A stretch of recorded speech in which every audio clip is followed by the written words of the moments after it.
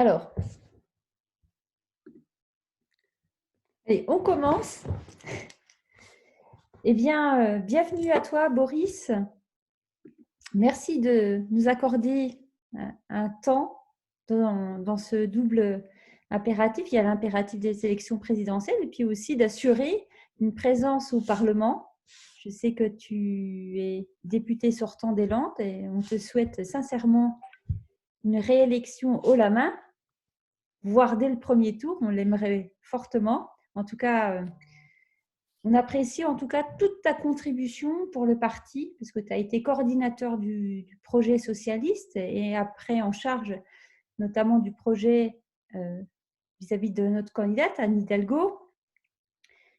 Tu as eu aussi dans ton parcours, tu as eu un parcours exceptionnel quelque part, puisque tu as notamment été le collaborateur d'Arnaud Montebourg, tu as collaboré à l'Élysée avec notre président sortant, Emmanuel Macron. Et c'est pour ça que pour nous, c'est hyper intéressant parce que tu peux déjà nous faire un petit topo sur ce qui s'est construit ces dernières années au niveau du Parti socialiste. C'est-à-dire que finalement, on a un peu travaillé sur le fond. Tu peux aussi faire la jonction avec ce qui a été porté par notre candidate et ce qui est encore porté aujourd'hui par Anne Hidalgo. Et puis aussi, si tu en es d'accord, nous faire un petit point, un petit élément comparatif par rapport à ce que propose Emmanuel Macron, parce que je pense que ça doit te toucher personnellement, quelque part, parce que tu as connu la personne, et que je remarque que malgré tous tes talents, et justement parce que tu es talentueux et puis engagé, et puis parce que tu as des convictions, tu restes au Parti socialiste, peut-être au-delà de la question programmatique, parce que nous, ce qui nous intéresse effectivement, c'est le fond, c'est peut-être aussi de témoigner par rapport à ton engagement d'un point de vue personnel. Qu'est-ce qui fait que tu restes au Parti socialiste et qu'est-ce qui fait que tu soutiens le projet d'Anne Hidalgo? Donc, je te laisse la parole. C'est à moi. Donc, bon, écoutez, d'abord, merci à toutes et à tous pour cette invitation. Je salue Marie-Guide, que je vois connectée, Jérôme, qui est un vieux complice de Saône-et-Loire, puisque j'ai aussi sévi un peu en Saône-et-Loire au conseil départemental, lorsque Arnaud Montebourg en était le président. En tout cas, merci de consacrer un peu de temps à cette présentation du programme présidentiel des socialistes. Et puis plus largement à l'actualité politique. Peut-être vous dire un mot parce que tout à l'heure Myriam, tu l'as évoqué, vous dire d'où vient ce projet. Et ce qui est aussi l'occasion de répondre à ceux qui, au fond, se contentent de dire que nous n'avons pas assez travaillé, sans parfois même avoir apporté leur contribution ou s'être donné la peine de regarder ce que nous avions fait. Ce programme d'Anne Hidalgo, il procède d'abord d'un travail qui a été fait à l'Assemblée nationale et au Sénat par les parlementaires socialistes, qui depuis 5 ans, dans l'opposition à la droite sénatoriale pour ce qui est des sénateurs et à la République en marche pour ce qui est des députés, ont, j'allais dire, apporté la contradiction dans le débat politique et construit progressivement un certain nombre de propositions qui ont nourri d'abord le projet du Parti socialiste et ensuite le programme d'Anne Hidalgo. C'est un projet qui s'est nourri aussi de discussions, de travaux avec la société civile organisée, avec les ONG, avec les organisations syndicales, avec le monde de la recherche, le monde académique avec lequel nous avions, j'allais dire, un peu rompu et que nous avons retrouvé à cette occasion à travers de nombreuses auditions. Quand je dis les syndicats et les ONG, c'est notamment ces collectifs qui ont été assez productifs. Je pense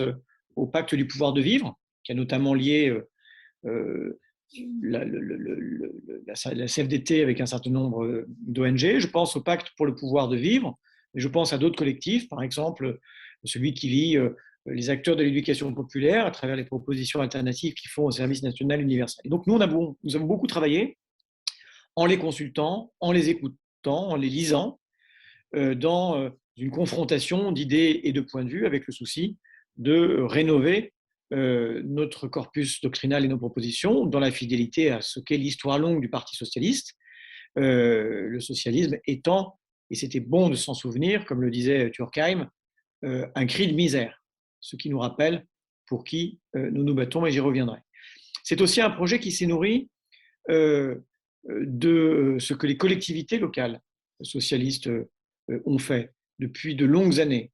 Et dans bien des régions, et moi j'en suis le témoin ici dans les Landes, si les Landais continuent à voter socialiste, ça n'est pas simplement par atavisme ou par tradition, mais c'est proprement par conviction, parce que c'est une politique de gauche qui est conduite dans le département que je connais bien, mais je sais que c'est aussi le cas dans la région Bourgogne-Franche-Comté que préside Marie-Guite.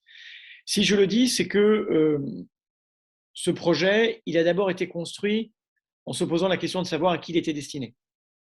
C'est un projet qui met la question sociale en son cœur et qui conçoit la question écologique comme une question sociale, et qui s'adresse d'abord aux classes populaires et aux classes moyennes.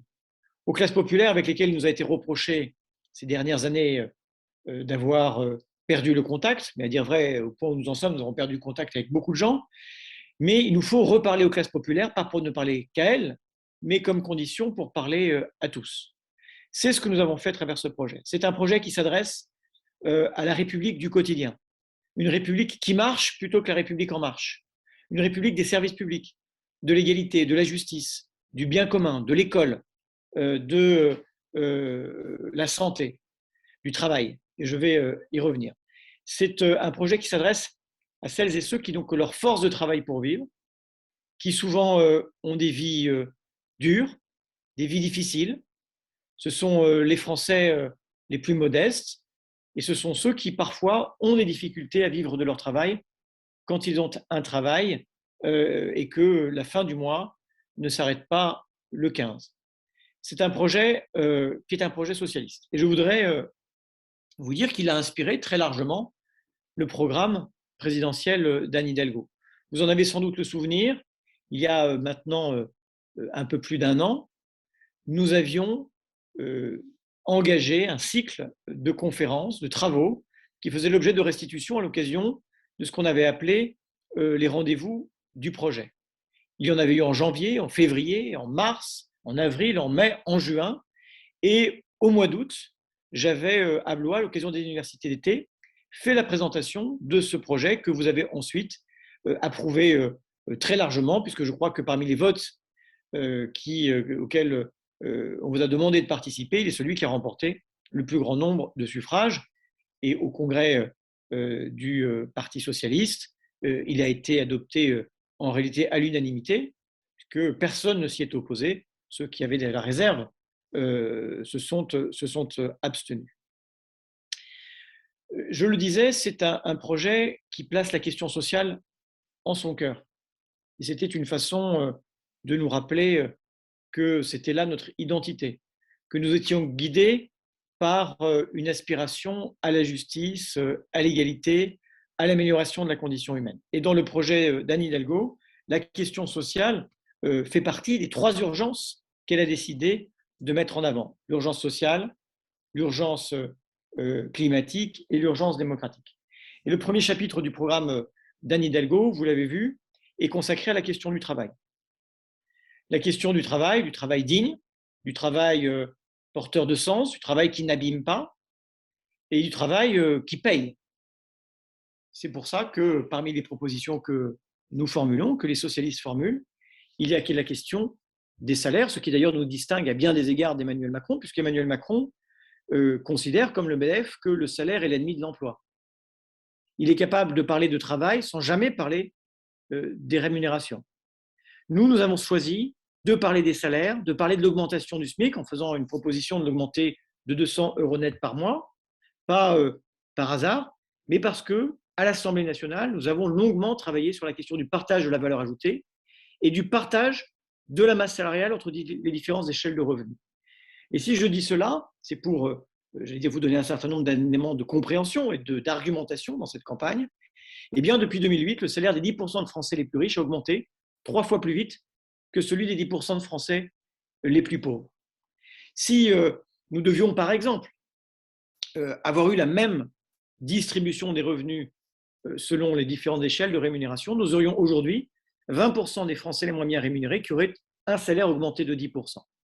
Si nous travaillons sur les écarts de rémunération dans l'entreprise et que nous proposons, comme la Confédération européenne des syndicats, des écarts de 1 à 20, c'est parce que on considère, on regarde les choses, c'est que si vous deviez redistribuer ce qui est au-dessus de 12 SMIC, il n'y a que 0,32% des salariés en France qui gagnent plus de 12 SMIC, eh bien, vous pourriez augmenter de 233 € net par mois 20% des salariés les moins bien payés.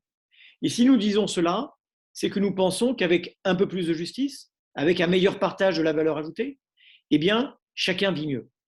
Nous sommes pour la justice en matière sociale, nous sommes également en matière économique.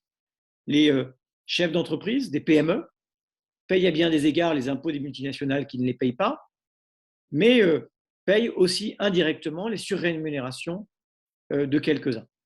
Et donc, le choix des salaires, le choix de la dignité au travail fait partie des engagements que nous prenons et qui nous distinguent, là aussi, de la droite dans toutes ses nuances. Parce que Emmanuel Macron a clamé pendant tout ce quinquennat qu'il fallait que le travail paye. La réalité, c'est que ce n'est pas le travail qui a payé, c'est la solidarité nationale.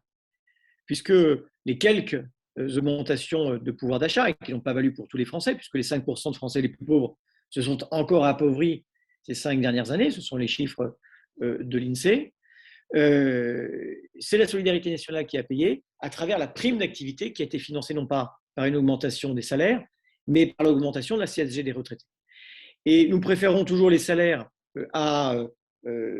aux primes désocialisées, primes défiscalisées, parce que le salaire est contributif, que vous créez des droits au chômage, des droits à la retraite, ce qui n'est pas le cas de la prime d'activité. Et donc vous avez bien compris que lorsque le gouvernement prétend donner d'une main du pouvoir d'achat, en réalité, il le reprend de l'autre à travers des économies qu'il fait ailleurs. Ça a été le cas de la réforme de l'assurance chômage, qui fait depuis son entrée en vigueur de nombreux perdants, qui perdent jusqu'à 30% de leurs allocations. Sur une année, ce sera plus d'1 million de chômeurs qui verront leurs droits réduits. Mais ce sera vrai demain particulièrement pour les retraités, en particulier pour les retraités les plus modestes, qui vont devoir travailler plus longtemps avec le départ de l'âge légal à la retraite. 65 ans, nous a dit Emmanuel Macron. Nous plaidons pour le maintien à 62 ans, avec le maintien également d'un dispositif qui est celui des carrières longues, qui permet de partir à 60 ans quand on a commencé à travailler tôt, qui permet de partir plus tôt également lorsque l'on a exercé un métier pénible. Nous voulons restaurer les critères de pénibilité qui ont été supprimés par Emmanuel Macron et réintroduire la logique qui avait prévalu à la réforme de Marisol Touraine, qui était celle de la prévention, parce qu'évidemment la réparation n'est qu'une demi-justice. Vous mesurez à quel point il serait fait injustice aux plus pauvres, à ceux qui ont eu des vies précaires, des vies difficiles, des petits boulots avec des petits salaires, de devoir travailler plus longtemps, puisque quand Emmanuel Macron dit qu'il maintiendra le dispositif des carrières longues, il omet de préciser que là aussi, nous passerons de 60 à 62 ans. 62 ans, vous savez qu'à cet âge-là, un quart des Français les plus pauvres est déjà mort.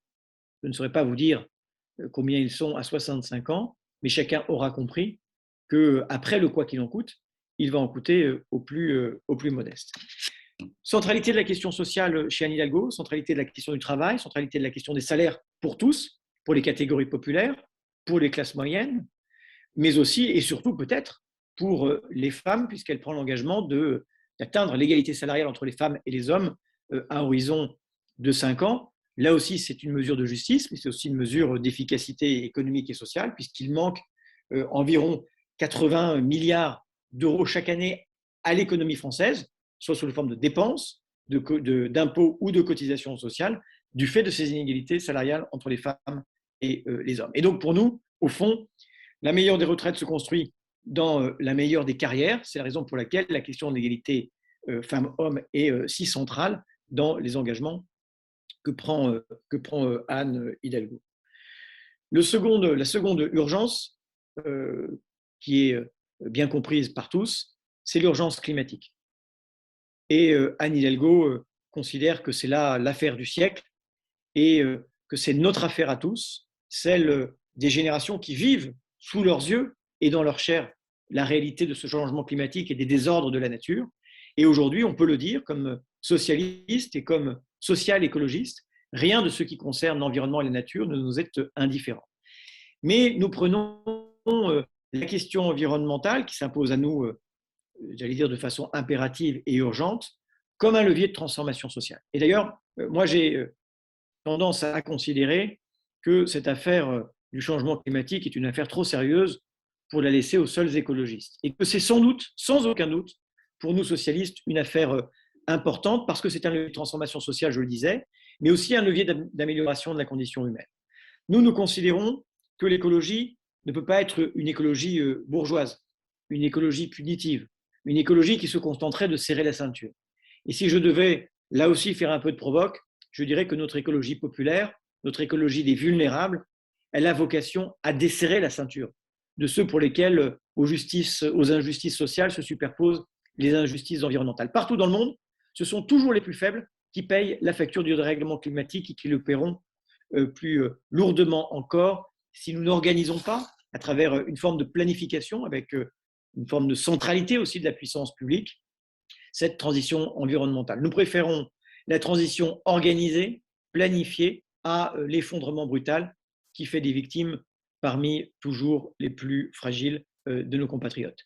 Songez que l'écologie des vulnérables, l'écologie populaire, c'est une écologie de la justice, parce que aujourd'hui dans le monde, le bilan carbone des 1% les plus riches est équivalent à celui des 50% les plus pauvres. Et quand je dis que c'est une écologie qui dessert la ceinture, c'est parce que c'est une écologie qui permet de mieux vivre, qui permet de mieux se déplacer, qui permet de mieux se nourrir, qui permet de mieux se loger, pour ne donner que quelques exemples. Quand je dis qui permet de mieux se déplacer, c'est parce que nous avons fait de la question de la mobilité, j'allais dire, un élément fondamental de la vie quotidienne des Françaises et des Français. C'est pour ça que dans la conjoncture actuelle, nous proposons de baisser la TVA pour préserver le pouvoir d'achat de celles et ceux qui sont, d'une certaine manière, esclaves de leur véhicule pour aller au travail, pour accompagner les enfants, pour aller se soigner, mais que nous l'accompagnons d'une exigence extrêmement forte en matière de développement des transports en commun, pour lesquels il y aura une TVA réduite à 5,5, et que nous proposons de mettre en place un leasing social pour que les plus modestes soient les premiers à pouvoir acquérir des véhicules électriques dans le cadre de la conversion du parc automobile qui est absolument nécessaire. Je pourrais évoquer aussi la possibilité de mieux se nourrir en évoquant les propositions qui sont celles de la candidate Anne Hidalgo s'agissant de la transition de notre agriculture à l'agroécologie, avec des mesures en faveur du droit à l'alimentation, avec la possibilité d'une TVA réduite, notamment sur le bio, des parts accrues d'approvisionnement local et bio dans la restauration collective. Mais je voudrais aussi, et peut-être surtout, parce que c'est une proposition qui est reconnue notamment par les associations environnementales comme la plus, j'allais dire, aboutie et la plus ambitieuse sur la table, je veux parler de la rénovation énergétique des logements, puisque vous savez qu'il y a 12 millions de Français qui vivent aujourd'hui dans des passoires énergétiques, qui se chauffent, qui vivent aussi mal qu'elles se chauffent mal, avec des conséquences sur la santé, avec des conséquences pour l'éducation des enfants, pour la réussite scolaire. Eh bien, Anne Hidalgo propose un zéro reste à charge rénovation thermique, qui est directement inspiré d'une proposition de loi que j'avais défendue avec mon collègue Jean-Louis Bricot à l'Assemblée, sous le nom de Prime Climat, et qui consiste à prendre l'engagement de sortir ces 12 millions de Français de la précarité en 10 ans et d'atteindre la neutralité carbone du parc de logements privés à horizon 2050. C'est assez simple comme dispositif. C'est un préfinancement des travaux par la Caisse des dépôts, qui emprunte sur les marchés internationaux, zéro reste à charge au moment de la rénovation, et puis un remboursement de la partie qui est non subventionnée, laquelle l'est évidemment sous condition de ressources, au moment de la mutation, c'est-à-dire de la revente ou d'un héritage. Voilà comment on conçoit et on se saisit de la question environnementale.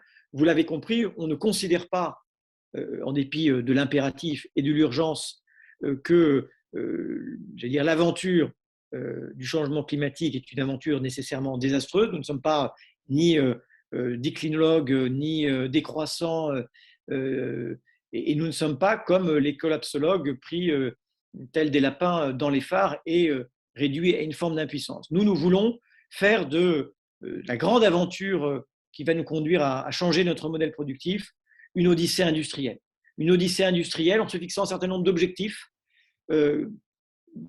mettant l'industrie et l'économie au service de l'homme et de l'environnement et ramenant toutes nos forces productives, c'est-à-dire aussi bien les ouvriers, les entrepreneurs, les chercheurs, tous ces inventeurs qui font et qui ont toujours fait, j'allais dire, la force et la richesse de la France. Notre ambition, elle est une transition écologique qui est une aventure collective, qui ne laisse personne sur le bord de la route. C'est la raison pour laquelle moi j'ai coutume de dire que nous voulons construire l'industrie de demain avec les ouvriers d'aujourd'hui, l'agriculture de demain avec les agriculteurs d'aujourd'hui, l'artisanat de demain avec les artisans d'aujourd'hui.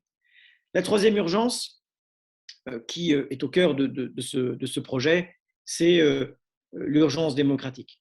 Et là, je peux me faire le témoin, sans doute, suis-je un peu de ce point de vue-là un parlementaire désenchanté, mais d'une Ve République à bout de souffle, qui est devenue incapable de faire les grands compromis républicains, de construire les grands compromis républicains dont nous avons été capables, d'organiser sereinement le débat public.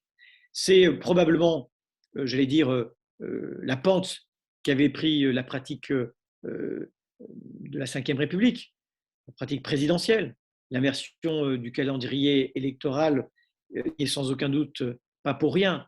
Mais à cela s'est ajoutée une pratique personnelle d'Emmanuel Macron qui a été très, j'allais dire, verticale. Il avait été élu sur la promesse d'écouter tout le monde. Il n'a fini par écouter que lui-même, laissant la place aux formes les plus désordonnées de la contestation.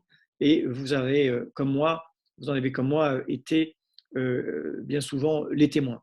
Mais c'est un président de la République qui a méprisé le dialogue social au point de faire une réforme de l'assurance chômage contre les partenaires sociaux, une première depuis 40 ans, au point d'avoir réduit les derniers espaces du dialogue social, l'UNEDIC, mais aussi les différentes branches de l'assurance vieillesse et la réforme de la retraite qui avait été interrompue par la crise de la Covid prévoyait de réduire à pas grand-chose la place des partenaires sociaux.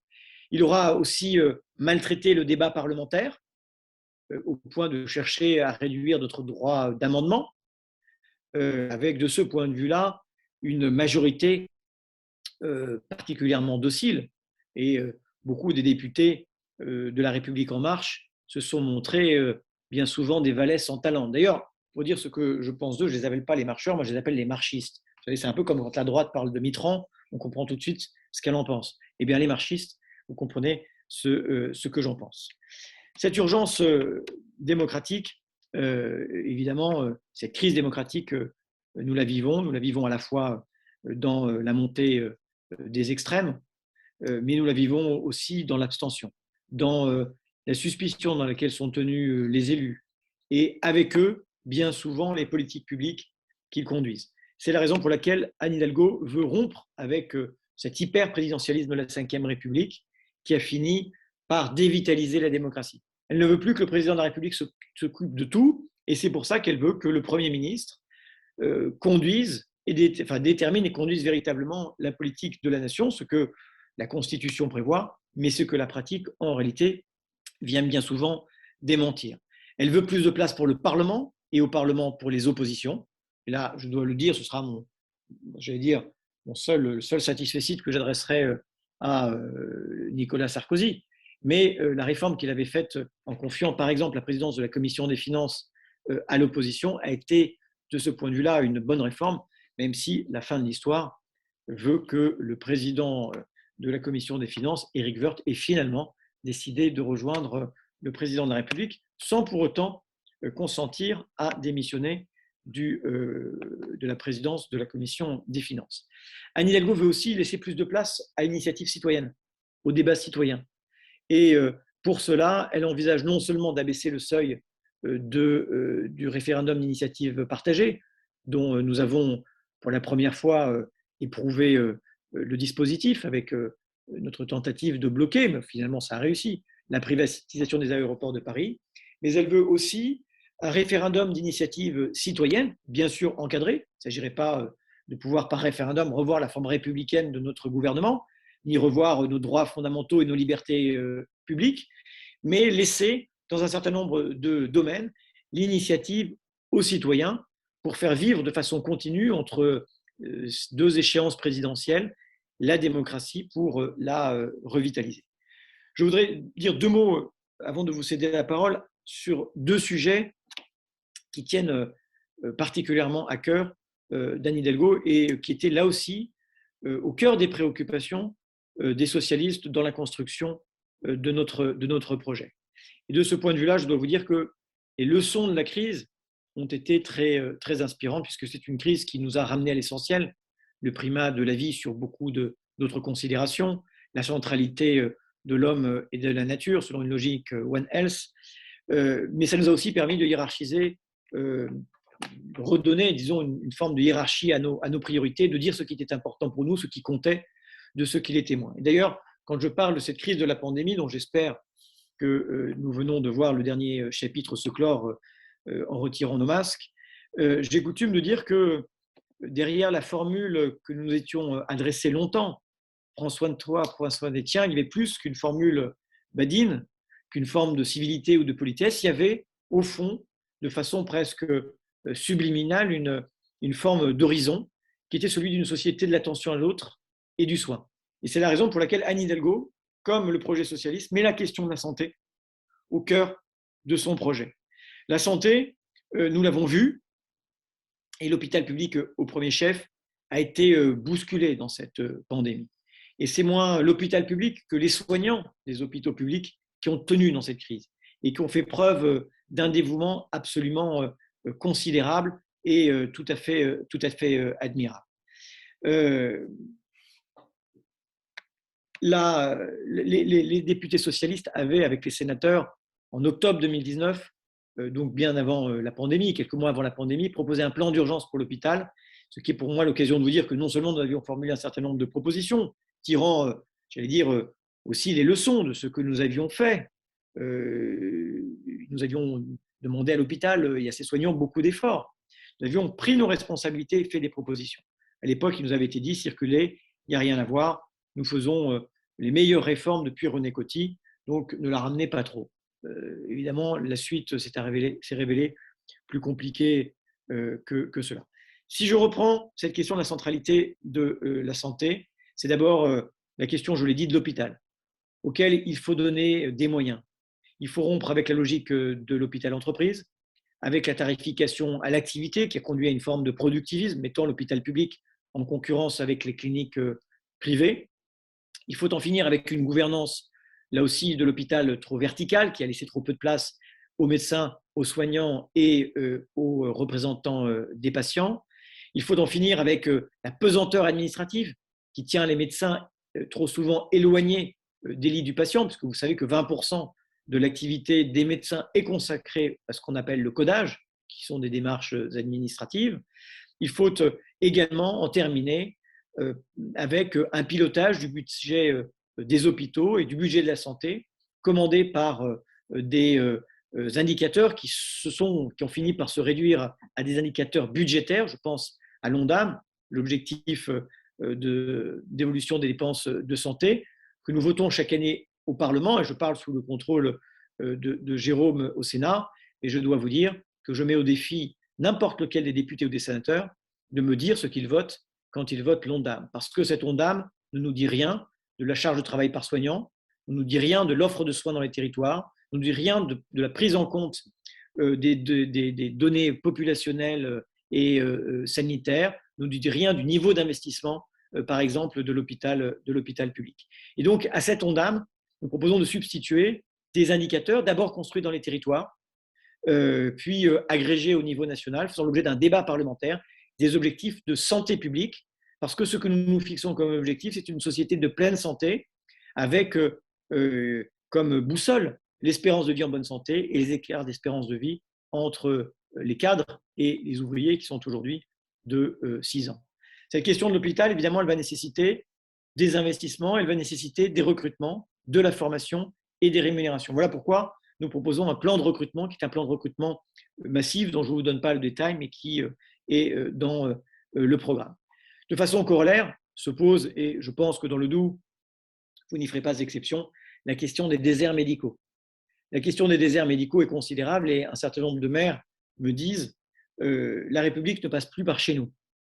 Et la situation s'est aggravée depuis 10 ans, puisque dans les années 90, il y avait 3 mois de différence d'espérance de vie entre un hyper rural, et un hyper urbain. Aujourd'hui, c'est 1 an et 3 mois. Cette fracture s'aggrave et vient aggraver aussi les tensions sur l'hôpital et en particulier sur les services des urgences. Voilà pourquoi, à l'Assemblée nationale, nous avions travaillé sur un certain nombre de sujets, comme le conventionnement sélectif. Voilà pourquoi, dans le projet du Parti socialiste, nous avons proposé de réguler la liberté d'installation. Voilà pourquoi Anne Hidalgo, dans son programme, propose de créer une 4e année d'internat qui serait exécutée, qui serait exercée dans des territoires déficitaires. Ce serait 4 000 à 8 000 médecins chaque année qui pourraient venir en renfort de nos territoires qui en ont bien besoin. Mesurer l'inégalité que nous vivons. Il y a 40 fois plus de psychiatres à Nice. Objective à cela. Mais plus sérieusement, on voit bien l'inégalité dans l'accès aux soins. Il n'y a plus, dans les Alpes de Haute-Provence, de gynécologues installés en libéral. Il faut 3 heures pour obtenir un rendez-vous chez un ophtalmo à Paris. Il faut 180 jours dans les territoires les plus reculés comme l'Ariège. Voilà pourquoi ça fait partie évidemment des priorités que nous nous fixons. Je ne suis pas plus long sur la santé, peut-être que vous aurez des questions sur la prise en compte de la dépendance et du grand âge. Et nous avons évidemment des propositions qui se sont nourries notamment de ce qui est une affaire loin d'être close, qui est le scandale Orpea. Mais la seconde priorité sur laquelle je voudrais attirer votre attention, c'est celle de l'école et de l'éducation nationale. Ce qui distingue depuis toujours la gauche de la droite, c'est que pour ce qui nous concerne, nous voulons dans cette société une place pour chacun, là où la droite veut que chacun reste à sa place. Nous sommes le parti de l'école. Peggy parlait du socialisme d'éducation, au moment où les hussards noirs de la République, partout en France, faisaient des égaux et faisaient des citoyens républicains. L'école, aujourd'hui, a été abîmée. Alors évidemment, il est facile de se faire applaudir quand on dit dictée, drapeau, autorité du maître. Mais la réalité objective du bilan de Jean-Michel Blanquer est bien maigre. On a recommencé à supprimer des postes dans l'éducation nationale. 7 000 postes ont été détruits depuis 5 ans, c'est l'équivalent de la fermeture de 166 collèges. Et il y a dans la réforme du lycée, dans la réforme de Parcoursup que Anne Hidalgo propose de supprimer, dans la réforme de l'enseignement professionnel, avec un certain nombre de matières dans le tronc commun qui ont été allégées, voire supprimées, il y a au fond une forme de malthusianisme et la critique en creux de l'ambition que nous étions donnée il y a maintenant des années avec Chevènement lorsqu'il était ministre de l'Éducation nationale, qui est de porter 80% d'une classe d'âge au bac. Nous continuons de croire à la démocratisation scolaire comme une mesure de justice, en même temps que, j'allais dire, un impératif économique dans un monde où le savoir est évidemment la première des richesses. La rémunération des enseignants, ça ne vous aura pas échappé, fait partie des priorités que Anne Hidalgo s'est données, de la même manière que le déroulement de carrière, que la formation et que l'accompagnement de l'innovation pédagogique, parce que c'est dans l'éducation nationale, c'est dans les écoles publiques, dans les écoles de la République, que l'essentiel de l'innovation pédagogique se fait. Il est important de le dire, l'innovation pédagogique n'est pas, loin s'en faut, réservée aux écoles privées. Quand je parle d'école, il y a un sujet qui tient à cœur à Anne Hidalgo, et je veux dire qui tenait beaucoup à cœur à Najat et qui me tient à cœur, c'est celui de la mixité sociale. Anne Hidalgo, peut-être parce que c'est son histoire, fille d'ouvrière issue de l'immigration, prétend qu'on ne peut pas construire une nation unie, soudée, prétendre vivre ensemble si on n'a pas grandi ensemble. Or, la réalité aujourd'hui, c'est que vous avez un certain nombre d'établissements scolaires qui accueillent toutes les difficultés et d'autres qui n'en accueillent aucune. Et que si les promesses de la République sont démenties dès le plus jeune âge par les faits, eh bien, on voit bien à quel point l'universalité s'émousse dans l'esprit de nos concitoyens. Voilà pourquoi elle prend des engagements de travailler sur cette question-là avec détermination, avec les collectivités locales qui sont au premier rang de ces politiques-là, comme elles l'ont été dans les 82 expérimentations que nous avons lancées à la fin du quinquennat de François Hollande et qui, à Toulouse, à Paris, à Nancy, ont donné des résultats extrêmement positifs, puisqu'en réalité, personne ne perd la mixité sociale, tout le monde, au contraire, y gagne. Eh bien, elle en fait l'un de ses chantiers prioritaires. Là aussi, vous mesurez que c'est l'antithèse de ce que propose aujourd'hui Emmanuel Macron, puisque avec l'autonomie des établissements, la liberté de recrutement qu'il plaide des professeurs par les chefs d'établissement, eh bien, il ne s'attaque pas à la mixité sociale et il prend le risque d'inaugurer une éducation nationale à plusieurs vitesses, ce qui aujourd'hui n'est évidemment, enfin, pour partie le cas, mais n'est pas, j'allais dire, institutionnellement organisé. Voilà ce que je voulais vous dire de façon à la fois très succincte et très large pour vous donner un aperçu de ce qui est proposé. Mais ce que je voudrais vraiment, ce sur quoi je voudrais vraiment insister, c'est que aujourd'hui, les socialistes ont construit un projet et ont une candidate pour les classes populaires. Voilà. Vous savez, je cite souvent cette phrase de Camus lorsqu'il va recevoir le prix Nobel de littérature à Stockholm et qu'il s'interroge dans son discours sur ce que sont les devoirs d'un écrivain engagé. Et au fond, ce qu'il tient pour les devoirs d'un écrivain engagé, moi je les tiens pour les devoirs d'un socialiste engagé. Il dit que l'écrivain engagé ne peut pas être du côté de ceux qui font l'histoire, mais il ne peut être que du côté de ceux qui la subissent. Eh bien, je crois que nous aussi, dans ce programme de la vie quotidienne, qui se préoccupe de santé, d'éducation, de services publics, nous sommes de côté de ceux qui subissent l'histoire, parfois avec une grande violence, avec sa grande hache, comme disait Georges Perec. Voilà, je crois que nous sommes fidèles à notre histoire, et même si les moments sont difficiles, songez à ce que serait la République sans les socialistes, à ce que seraient nos libertés publiques sans les socialistes, à ce que serait notre modèle social sans les socialistes. Nous n'avons jamais été aussi nécessaires que dans la période dans laquelle nous sommes. Voilà, comme propos un peu global et très introductif. Merci Boris.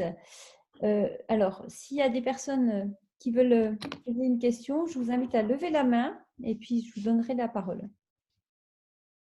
En tout cas, c'est vrai que tes propos étaient introductifs et très intéressants parce que c'est vrai que le projet d'Anne Hidalgo comporte 70 propositions réparties en 8 chapitres. Et pour ceux qui ne les ont pas encore lus, je vous invite à les consulter parce que ça résonne par rapport à ce que propose notamment Emmanuel Macron, Pécresse pour l'axe à droite. Et puis après, peut-être qu'on reviendrait peut-être sur le contexte international en attendant que quelqu'un se saisisse d'une question par rapport justement à une forme d'ambiguïté qu'on pourrait reconnaître chez certains candidats.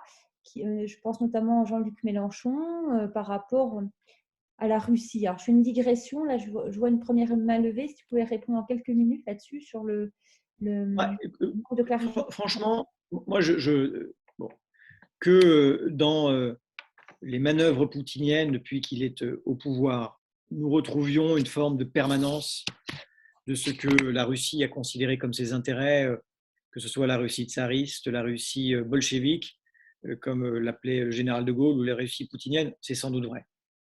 Mais dans cette affaire, il n'y a que deux camps. Il y a le camp de la dictature, de la violence, de Poutine qui ne respecte ni le droit ni l'ordre international, qui ne respecte ni la liberté ni la souveraineté des peuples, ni l'intangibilité des frontières. Il y a le camp des démocraties, il y a le camp de la liberté. Et je ne crois pas qu'il y ait de troisième voie. Je ne crois pas non plus qu'il y ait la place pour la moindre neutralité, complaisance ou compréhension. Voilà. Et de ce point de vue-là, Anne Hidalgo a été très claire sur le camp qui était le sien.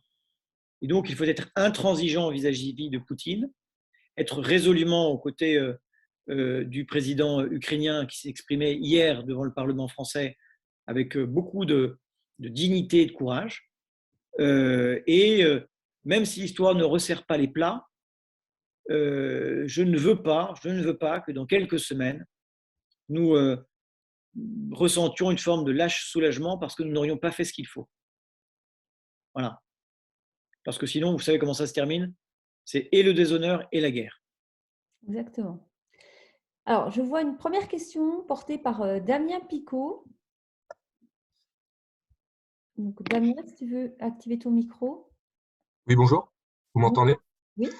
Alors, je suis désolé, ma caméra ne fonctionne pas pour une raison qui m'échappe. Mais du coup, ma question, déjà, je voulais vous féliciter pour le travail qui a été fourni pour le programme. J'avais cependant une petite interrogation. Je m'étonnais que le passage aux 32 heures ne soit pas présent dans le programme. Enfin, il est présent, il est indiqué sans modifier la durée légale. Je veux inciter les entreprises qui le souhaitent à avancer vers la réduction du temps de travail. Mais je suis un peu dubitatif sur cette formule car inciter les entreprises, c'est un petit peu flou. Et puis, en 81 et en 2000, c'était pas des incitations, mais c'était vraiment une modification de la durée légale. Et la réduction du temps de travail, c'était l'émancipation, c'était pour les travailleurs, ça a toujours été le combat des socialistes. Hamon le proposait, Mitterrand et Jospin l'ont fait.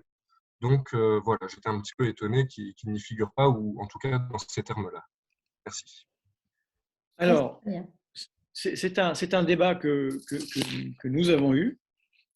Et le choix a été fait, en effet, de retenir la réduction du temps de travail, j'allais dire version Rocard,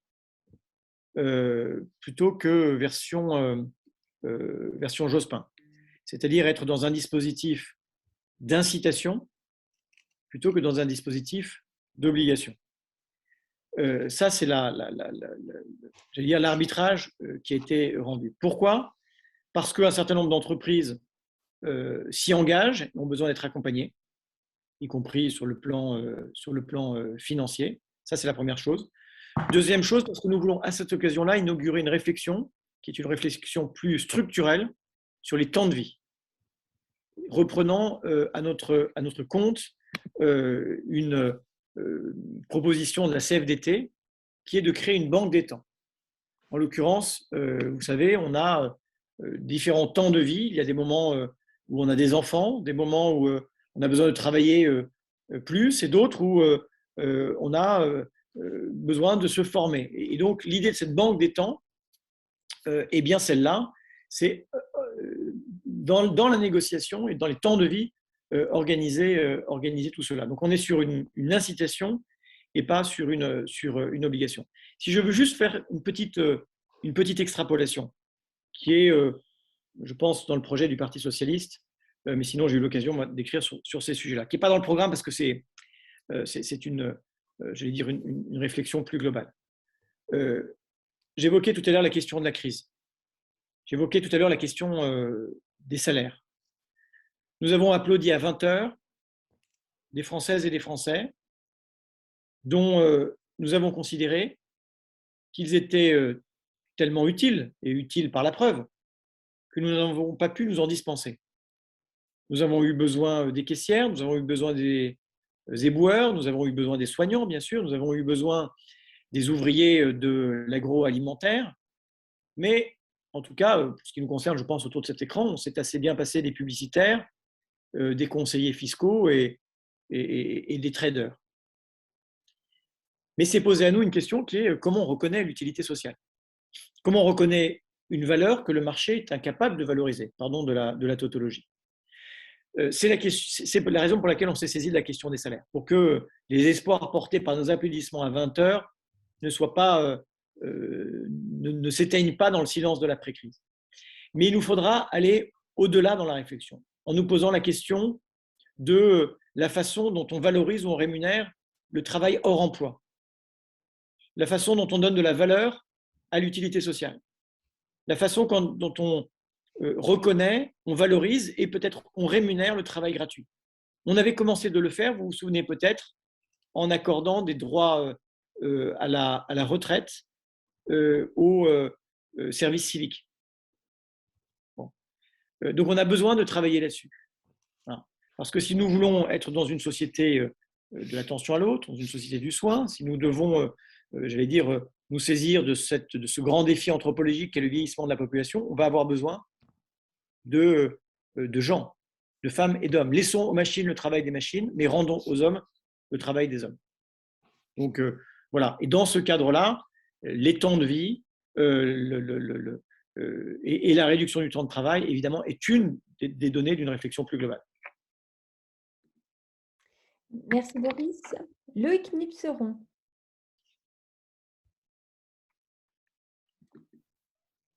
Oui, bonjour, merci Boris de ta présentation. Je suis Loïc Nipseron, je suis élu à la région aux côtés de Margit et j'ai été dans une vie antérieure premier secrétaire de la Fédération de la Haute-Saône. Et moi, je suis très, très intéressé par ce que tu as expliqué. J'ai lu le programme d'Anne Hidalgo, que j'ai, avec d'autres, bien sûr, participé à la campagne déjà sur certains marchés. Ce que j'ai envie de dire, c'est comment on fait le lien aujourd'hui à 16 jours des présidentielles entre le fond de cette réflexion qui me va bien, que tu as rappelé, le travail doit payer, l'urgence climatique, mieux se nourrir, l'éducation, la santé, la respiration démocratique et les attentes des Français qui ne sont pas décidés à les voter pour nous. Et pour Anne Hidalgo, en tout cas, si on en juge les sondages. J'observe que 30%… Je coupe ma caméra parce que j'ai peu de débit et je t'entends mal, Loïc. D'accord. Et j'observe que 30% des interrogés aujourd'hui ne savent pas s'ils vont aller voter et pour qui voter. Et on peut le constater tous les jours en discutant avec son voisin ou les personnes que nous rencontrons. Il y a une grande incertitude aujourd'hui. Or, comment faire le lien, notamment avec ceux dont tu as parlé, c'est-à-dire les plus vulnérables, les moins aisés, les femmes notamment, qui font partie de ces attentistes de l'élection pour redonner de la confiance, parler vrai comme tu l'as fait et les inciter à aller voter. Moi, ce qui m'interpelle aujourd'hui, c'est que bien sûr l'affaire est plombée par la situation en Ukraine qui est dramatique. Bien sûr, nous sortons d'une période de 2 années de Covid où on sent bien que les réflexes ne sont pas revenus comme avant. Bien sûr, il y a de la méfiance, il y a aussi beaucoup d'individualisme, mais comment redonner dans cette campagne qui va se terminer le 10 avril en embarquant le plus possible de nos concitoyens à partir des projets. Et moi, il me semble que nous devrions insister et auprès dans les médias notamment, sur les réseaux, sur la retraite à 60 ans, les injustices, le pouvoir d'achat, tout ce qui fait en sorte qu'il faut redonner espoir à nos concitoyens, bien sûr, s'inscrivant dans les propositions que tu as développées. Alors, moi, je suis d'accord avec toi. D'abord, j'essaye, moi, de me faire discipline d'une chose, c'est parler des gens, voilà, parler de la vie des gens. Je pense que nous sommes faibles aussi d'avoir pendant longtemps essentiellement parlé de nous-mêmes. Il faut dire que les journalistes nous y incitent, hein, ils sont quand même plus intéressés par les guerres intestines que par les propositions de fond que nous pouvons formuler. Donc parler de la vie des gens, parler de celles et ceux qui ont des vies dures, des mères célibataires, qui sont le visage de la pauvreté aussi, aujourd'hui, pardon. Parler de ces ouvriers qui ont des métiers pénibles, parler des aides-soignantes sur lesquelles on a pu compter et qui ne sont pas assez nombreuses et qui, j'allais dire, maltraitées dans leur travail, finissent par être maltraitantes dans leur travail. Elles le disent elles-mêmes, hein, ce n'est pas moi qui en formule l'hypothèse ou qui fait un jugement de valeur. Et donc, oui, parler de la République du quotidien, de la République qui marche, de ce qui intéresse les gens. Et de ce point de vue-là, la question des retraites est fondamentale. Parce que, je le disais tout à l'heure, Emmanuel Macron va peut-être être élu sur le quoi qu'il en coûte. Mais sa promesse qui se dessine aujourd'hui avec, j'allais dire, un programme tout inspiré de Nicolas Sarkozy, c'est qu'il va en coûter aux plus modestes. C'est qu'il va en coûter aux plus modestes, dans leurs droits, dans leur accès aux services publics. Et je pense que ce sera la première loi qui sera débattue à l'Assemblée nationale. La première loi, ce sera la retraite à 65 ans. Mais le départ légal à la retraite à 65 ans, ça ne veut pas dire que tout le monde va partir à 65 ans à taux plein. Les femmes qui ont eu des petits boulots et des petits salaires, avec des horaires contraintes et des temps partiels subis, eh ben aujourd'hui, elles partent à 67 ans si elles veulent avoir une pension complète. Demain, c'est quoi? Demain, c'est 72. Donc oui, il faut parler de la retraite, parce que la première des réformes, ce sera celle-là. Que Emmanuel Macron peut nous raconter ce qu'il veut, il fait des économies. Et qu'il ne peut pas nous dire qu'il y a un problème de financement des retraites si par ailleurs, il passe son temps à verser des primes qui ne cotisent pas à ces retraites. Donc oui, il faut protéger les infirmières qui ont des métiers pénibles, les aides-soignantes dans les EHPAD qui font des toilettes qui sont physiquement éprouvantes de nos parents et de nos grands-parents. Il faut parler des ouvriers du bâtiment, des charpentiers qui ont le dos brisé à 50 ans. Il faut parler des ouvriers de la chimie qui ont un taux de prévalence du cancer 40 fois supérieur à la moyenne nationale. Il faut parler des égoutiers qui meurent 11 ans avant les Français en moyenne. Il faut parler de ce quart de Français parmi les plus pauvres qui est déjà mort à 62 ans. Et il faut dire que Emmanuel Macron a décidé de rembourser la dette Covid sur le dos des plus modestes. Parce qu'il ne mettra à contribution ni les grandes fortunes, ni les entreprises les plus prospères. Ni les grandes fortunes parce qu'il a supprimé l'ISF et instauré la flat tax, et que demain il fait la promesse de baisser les droits des successions. Il prétend défendre le travail, mais il préfère les rentiers. Et parce que les impôts des plus modestes, il les a déjà augmentés, puisque la dette Covid a été transférée à la caisse d'amortissement de la dette sociale, et que les plus modestes, sur des impôts qui ne sont pas progressifs, mais proportionnels, vont rembourser cette dette, non pas jusqu'en 2024 comme c'était prévu, mais jusqu'en 2036. Et ça, c'est pour tout le monde. Et le taux d'effort fiscal des Français les plus modestes est plus fort que celui des plus riches dans le remboursement de la dette sociale. Donc il faut dire que nous, on veut que quand on a commencé à travailler tôt, on puisse partir tôt. Nous, on veut dire qu'on dit qu'on veut la pleine santé au travail, la reconnaissance, une meilleure reconnaissance et prévention des maladies professionnelles, prise en compte de la pénibilité, sans doute de façon plus simple que les critères tels que nous les avions conçus. Mais les charges lourdes, l'exposition aux produits chimiques, tout ça, ça a des conséquences sur l'espérance de vie. Nous voulons dire aussi qu'il n'est pas normal, quand on a travaillé toute une vie, d'avoir une retraite qui demeure en dessous du seuil de pauvreté. Donc il faut augmenter à la fois le minimum vieillesse et les pensions les plus basses. Et puis je l'ai dit tout à l'heure, je l'ai dit en filigrane, on se construit la meilleure des retraites dans la meilleure des carrières. Voilà. Et vous comprenez pourquoi les femmes ont des petites retraites? Parce qu'elles ont eu des petites carrières, je l'ai dit tout à l'heure. Ça veut dire l'égalité salariale. Ça veut dire une sécurité sociale professionnelle qui permette de gérer les transitions professionnelles, qui apprivoise le hasard. Aujourd'hui, changer de boulot, perdre un emploi, c'est un saut dans le vide pour beaucoup de Françaises et de Français. Eh bien, là aussi, il y a des propositions dans le programme pour un vrai dispositif de gestion des transitions professionnelles. C'est ce qui va permettre, je le disais tout à l'heure, de construire l'industrie de demain avec les ouvriers d'aujourd'hui. Le contraire de ce qu'a fait Emmanuel Macron. Parce que la gestion de la sortie du diesel, elle doit être gérée. Sinon, ça fait des victimes. Sinon, ça fait les ouvriers des fonderies du Poitou, de Sam Industries ou de Bosch qui se retrouvent sur le carreau parce qu'on ne construit plus de carters pour les moteurs diesel. Parce qu'on ne vend plus de voitures. Mais ces gens-là qui parfois ont travaillé toute une vie dans ces usines, ils sont capables de le faire ailleurs, ils sont capables d'apprendre un métier. Mais il faut qu'on gère cette transition professionnelle. Et donc, des carrières sécurisées, ça fait des retraites dignes. Donc oui, il faut se battre là-dessus et dire que demain, ce sera plus difficile pour ceux qui ont eu des vies difficiles. Et donc, dans le moment que l'on vit, il faut aussi protéger les Français, non seulement de Poutine sur le plan international, mais sur le plan social d'Emmanuel Macron. Voilà, qui devrait, à mon avis, obtenir le soutien de Nicolas Sarkozy. Donc, mais parlons de ça, je veux dire, c'est vrai, c'est quand même très important. Je sais bien que j'ai vu le sondage, les Français sont très favorables à l'obligation de travaux d'intérêt général en contrepartie du RSA.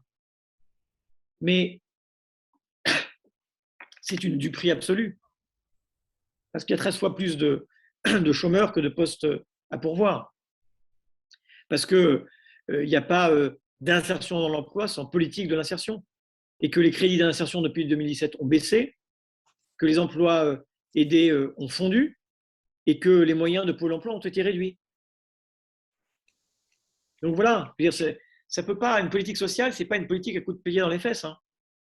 C'est de l'accompagnement, c'est aller vers, c'est territoire zéro chômeur, c'est la conviction, par la preuve, là aussi, une politique que nous avons, nous, inventée, inaugurée, qui est que nul n'est inemployable. Alors, prochaine question, Eliane. Ensuite, Michel Loya. Bonsoir, donc Eliane Menguin, je suis militante de base dans une toute petite section Ornans, internatale de Gustave Courbet, quand même. Alors, quand même. Oui, c'est une question qui n'intéresse, à mon avis, pas du tout les gens, mais qui peut aider les militants socialistes à échanger avec les électeurs de Mélenchon qui avancent toujours à 6e République.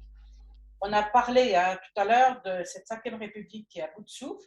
Alors, moi, je voudrais savoir très concrètement qu'est-ce qui sera fait pour que l'article qui dit que le gouvernement détermine et conduit la politique de la nation soit appliqué réellement. Parce qu'en fait, c'est ça qui reproche Mélenchon. Donc là, on dit on ne change pas la Constitution, mais on va faire en sorte que cet article soit appliqué. Comment ? C'est-à-dire que, en fait, nous, on veut avancer vite dans le changement des pratiques institutionnelles. Donc, on fait des propositions qui sont des propositions concrètes. D'abord, j'ai dit, c'est faire des citoyens des acteurs de la démocratie au quotidien. Voilà, c'est la démocratie continue que prônait Mendes France. Ça veut dire de la participation. Et quand je dis la participation, c'est à la fois le référendum d'initiative partagée et le référendum d'initiative citoyenne, mais c'est aussi le droit de vote des étrangers aux élections locales et le droit de vote à 16 ans.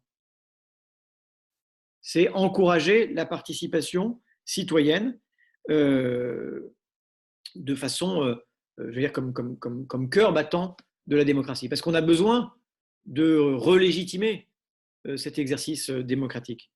Il faut un président ensuite qui est garant de l'essentiel, mais qui ne se mêle pas de tout. Voilà. Et concrètement, ça veut dire qu'on a un Premier ministre qui sera le véritable chef de la majorité, qui aura l'essentiel du pouvoir de nomination. Là où vous savez qu'aujourd'hui, c'est entre les mains du Premier ministre, avec la suppression de l'article 16 et un certain nombre de prérogatives. Enfin, je pense à la pratique qui avait été celle au moment de la cohabitation de Lionel Jospin, qui présidait un conseil avec les ministres, qui n'était pas le conseil des ministres. Et c'était lui qui déterminait, qui conduisait la politique de la nation.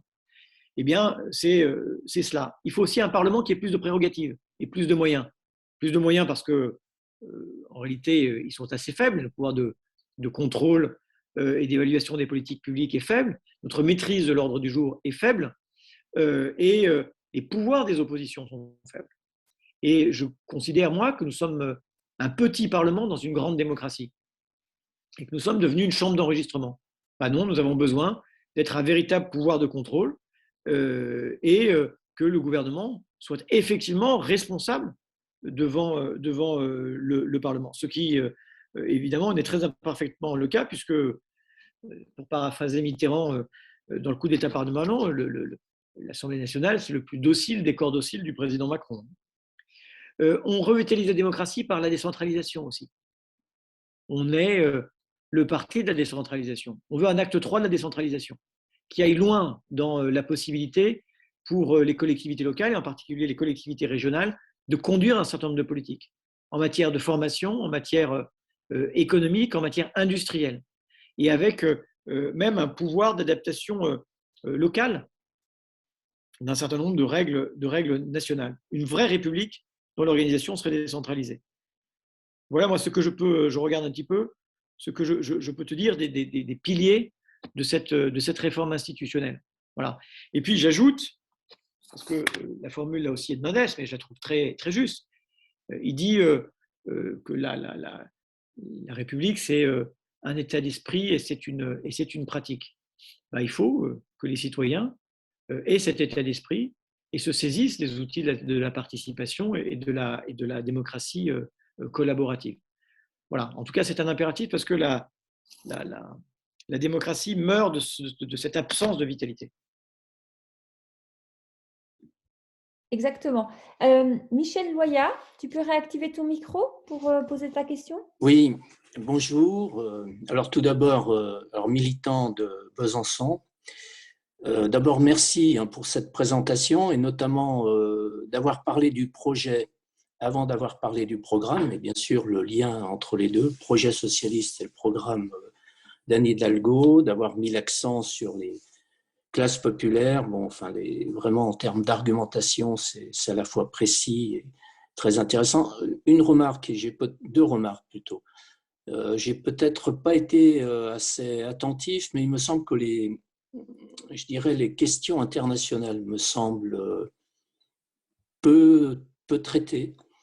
Et quand je parle de questions internationales, alors tu as répondu à la question par rapport à l'Ukraine, mais c'est de manière plus générale les questions géopolitiques, la question européenne, et puis l'insertion économique. Bon, c'est peut-être, mais ça me semble quand même autant les questions travail, urgence climatique, etc. C'est effectivement bien mis en avant. Puis alors deuxième remarque, question, en t'écoutant et au stade où on en est, c'est-à-dire 15 jours avant les élections, je ne dirais pas du tout la même chose 3 mois ou 6 mois avant les élections, mais 15 jours avant les élections, avec les sondages tels qu'ils sont, et on peut effectivement avoir des réserves fortes par rapport aux sondages, et je pense en tout cas que les résultats seront meilleurs et nettement meilleurs, mais quand même, se pose la question du vote utile au premier tour. En écoutant la critique que tu fais à la fois du bilan et du programme de Macron, l'accent sur les mesures économiques et sociales, qui pour, je pense, un grand nombre sont partagées avec Mélenchon et Jadot. Et d'ailleurs, la question nous est posée, le vote utile, ce n'est pas du tout mon point de vue, mais le vote utile n'est-il pas Mélenchon pour la présidentielle, avec un accord ensuite pour les législatives, et donc les législatives, c'est le gouvernement, dans une optique bien sûr de victoire. Je suis volontairement un peu provocateur, mais il n'empêche, cette question est quand même posée. Alors, je vais peut-être commencer par répondre à cette question-là. Si j'ai évoqué l'Ukraine sur la suggestion de Myriam, et en disant qu'il n'y avait pas de troisième voie ou de non-alignement dans cette affaire, c'était aussi pour nous distinguer de la France insoumise, qui dans un certain nombre de ses expressions a été quand même assez complaisante. Je rappelle par ailleurs qu'ils n'ont pas voté la reconnaissance du génocide des Ouïghours, qui était à l'initiative des socialistes à l'Assemblée nationale. Pourquoi voter socialiste? C'est un vote utile. Parce que nous avons exercé des responsabilités, avec ses servitudes, avec sa grandeur, et puis avec ses réussites et ses échecs. Mais nous avons toujours assumé, lorsque nous avions la capacité à le faire, l'exercice du pouvoir. Nous ne sommes jamais dérobés. On n'est pas des nihilistes. On n'a jamais promis, j'allais dire, le grand soir. On est toujours parti du réel, vous en connaissez la formule, pour aller à l'idéal. Au fond, nous ne sommes pas dans l'incantation, nous sommes toujours dans l'action. Et la question qui se pose, c'est au fond, comment incarner, même modestement, une opposition qui puisse être une alternative. Et donc pour cela, il faut qu'une gauche prête à gouverner. Il faut une gauche qui l'ait déjà fait. Il faut une gauche qui a à son actif les grandes transformations de la société. Parce que ce sont les socialistes qui ont accompli bien des conquêtes sociales. Bien des conquêtes sociales depuis bien longtemps. La République laïque et sociale est à bien des égards l'œuvre des socialistes. L'État social de service public est à bien des égards l'œuvre des socialistes. Et donc, oui, nous avons besoin, face à Emmanuel Macron, d'une gauche sur laquelle les Français puissent se reporter. Et c'est nécessairement sur une gauche qui est capable de tenir dans ses mains à la fois des Français qui seraient sur son flanc gauche et des Français qui seraient sur son flanc droit. Voilà. Et puis par ailleurs, nous exerçons des responsabilités partout en France. Partout en France. Je le disais à propos des Landes, mais les politiques sociales et les politiques socialistes, elles sont mises en œuvre sur nos territoires. Et puis par ailleurs, puisqu'on évoquait la pratique institutionnelle tout à l'heure, moi je considère que la social-démocratie comme méthode est une bonne méthode. C'est la capacité à fabriquer du compromis. Et ça, c'est nous. Ce n'est pas l'intransigeance des autres, qui est aussi là une forme de collapsologie qui ressemble à un lapin dans les phares. Non, nous saisissons du réel et nous activons les leviers de la transformation pour améliorer la vie des gens. Donc voilà pourquoi c'est important de voter socialiste. Merci. Ensuite, Ahmet. Bonsoir, bonsoir. Je m'appelle Ahmet, je suis militant lyonnais, mais j'ai grandi en Franche-Comté. Du coup, j'espère avoir ma place ici en tout cas. Et bref, je vous souhaite une bonne soirée à tous et merci pour cette visio qui est vraiment sympa. Et moi, j'avais une question sur la crise démocratique. Et j'estime aujourd'hui que la crise démocratique, que la crise médiatique, en fait, crée une crise démocratique. Pourquoi ? Parce qu'il y a une mainmise d'un petit nombre de capitalistes sur les grands médias français et ce qui brouille en fait notre compréhension en fait du quotidien, de la vie et de l'information, tout simplement. Et j'avais vu que dans le programme, on voulait simplement contrôler pas contrôler les médias, mais contrôler l'information pour pas qu'elle soit fausse ou faussée le plus possible, du coup, ce contrôle.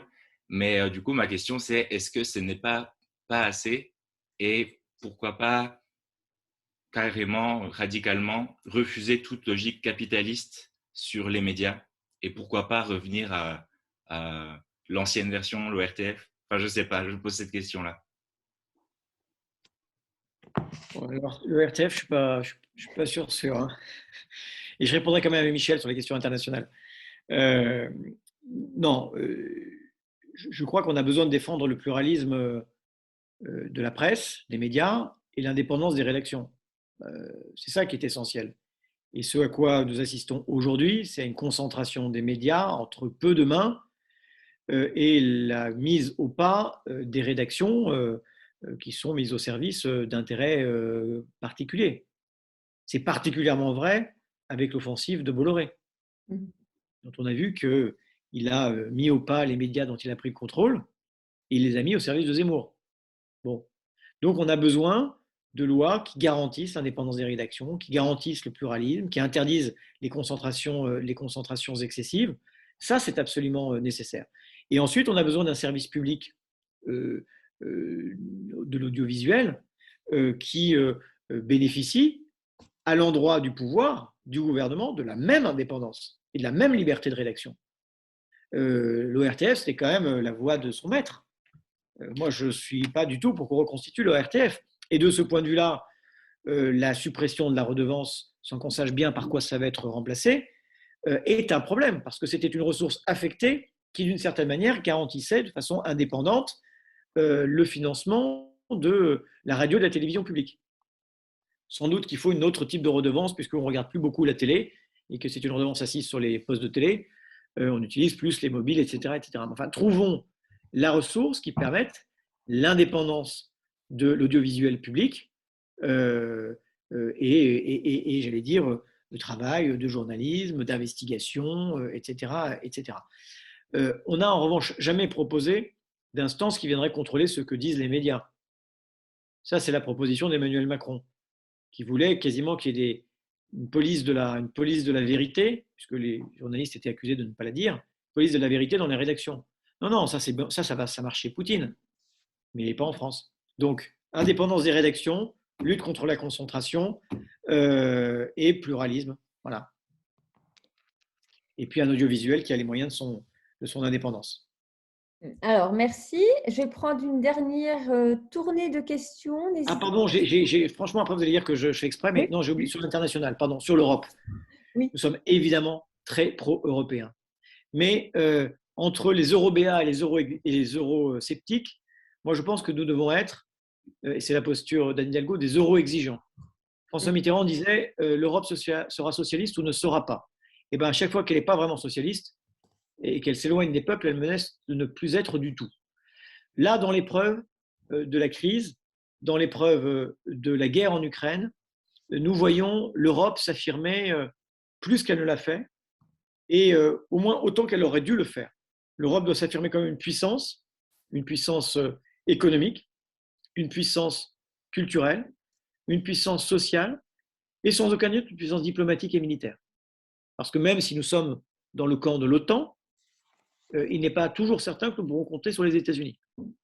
Donc nous avons besoin de faire ce mouvement, et de ce point de vue-là, je pense que le fait que l'Allemagne change de doctrine s'agissant de son réarmement n'est pas une mauvaise nouvelle, bien au contraire. Donc on a besoin de défendre une Europe puissance, et l'Europe n'est pas une fin en soi. L'Europe, elle répond aussi au danger d'un monde qui menaçait en permanence de se défaire. Donc voilà, c'est important. Et puis par ailleurs, de façon plus large, nous devons défendre un ordre international fondé sur le droit, et nous devons défendre à toute force le multilatéralisme. Et là, vraiment, soyons les héritiers de Wilson, de Briand, de Kellogg, etc., etc. Et puis de Monnet et bien d'autres. Merci. Alors, Arnaud et ensuite Sébastien. Bonsoir Boris, merci d'être avec nous ce soir, très heureux de te voir. Alors, je suis animateur fédéral du mouvement des jeunes socialistes de Côte d'Or.